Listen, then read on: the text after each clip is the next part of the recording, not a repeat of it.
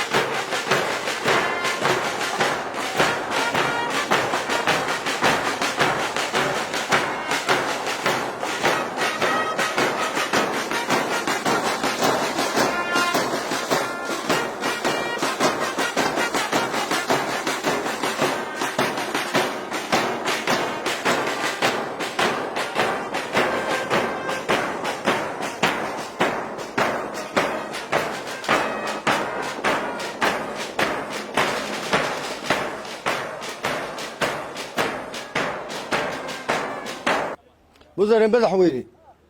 waxaa halka ku diyaar ah 703 ka tirsan ciidanka booliiska oo ay weheliyaan 12 ka mid ah ciidanka immigration-ka kuwaasoo maanta loo xidhayo tababarkii 6 bilood ahaa ee ay ku soo qaateen dugsiga Mandheera. ciidankan mudane madaxweyne halkan fadhiya ee aad arkayso waa ciidan la jaan qaadaya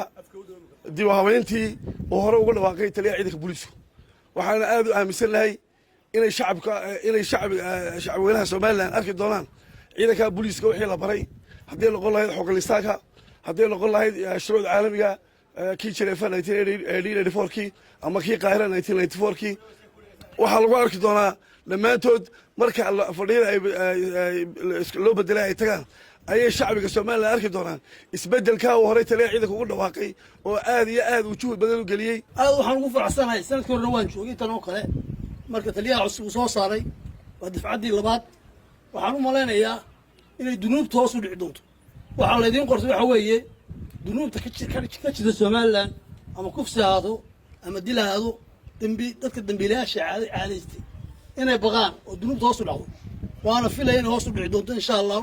waxaan ugu hambalyeeynaya taliyaha ciidanka ee gartay ciidan dhalinyaro inuu qoro oo dhig cusub oo juhdi fiican mudane madaxweyne ku xigeen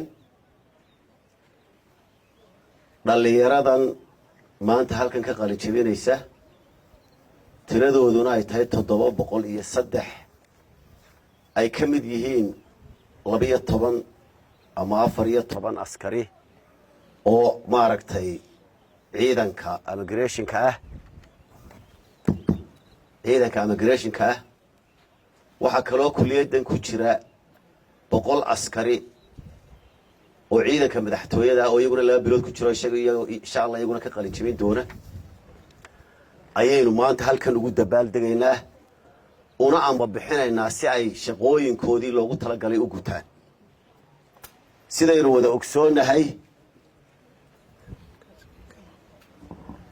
wada ogsoonnahay madaxweyne ku xigeen iyo mudanayaal ciidanka boolisku marka koobaad wuxuu ka mid yahay ciidamada armed forceska la yiraahdo ee qarankeenu leeyahay ayuu ka mid yahay marka laga yimaado iyadoo haddii ay wax dhacaan waajibaadkiisa ay ka mid tahay inuu ka barbar dagaalamo ciidanka qaranka ama ciidanka militariga ciidanka boolisku wuxuu leeyahay waajibaado u gaar ah oo loogu talagalay inuu fuliyo waajibaadadaa waxaa ka mid ah ilaalinta iyo socodsiinta shuruucda dalka jamhuuriyadda somalilan ilaalinta nabadgelyada iyo xasiloonida dalka public order ka hortagga dembiyada iyo la dagaalanka dembiyada ilaalinta xuduudaha badaha iyo eeriboodhada ilaalinta cashuuraha kontrabaanka iyo dhaqaalaha ilaalinta deegaanka kaymaha iyo ugaadha iyo waxyaabo kale ayaa waxaa ka mid ah waajibaadada ciidanka booliisku loogu talagalay inuu xambaarto oo uu ka shaqeeyo oo uu fuliyo si haddaba waajibaadkaa culculus ciidanka booliisku uu guto waxaa loo dhisay mudane madaxweyne ku-xigeen qaybo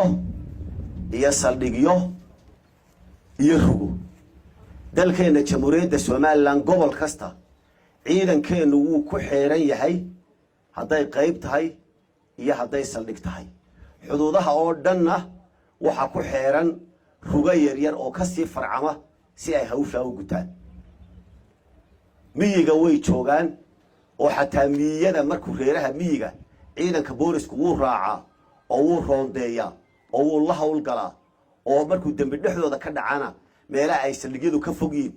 wuu ka shaqeeyaa waxbuu ka qabtaa magaalooyinka way ka buuxaan sidaynu wada ogsoonnahay